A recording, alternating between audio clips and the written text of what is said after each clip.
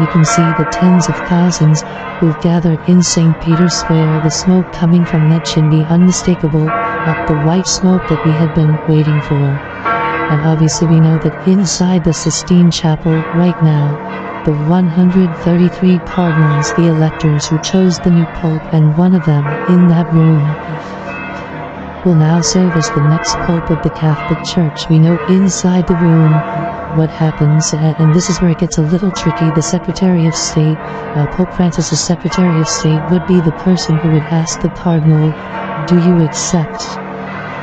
What could be tricky is if perhaps he's the choice. We do not know who the next pope is. He was one of the main contenders here. But whoever it is has been asked, do you accept? And once they accept, they then are asked, what name would you like to have?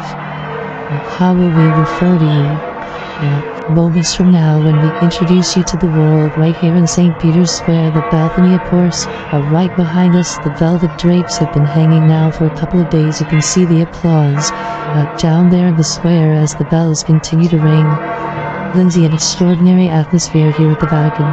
It certainly is, and just so much excitement. You can still see people in the area just running just to get near St. Peter's Square. We can only imagine the potential for hundreds of thousands. The square itself can hold about 250,000 people, in addition to the thousands that will likely pour onto the surrounding streets.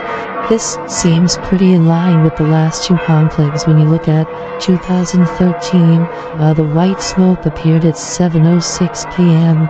In 2005, the white smoke at 5:50 p.m.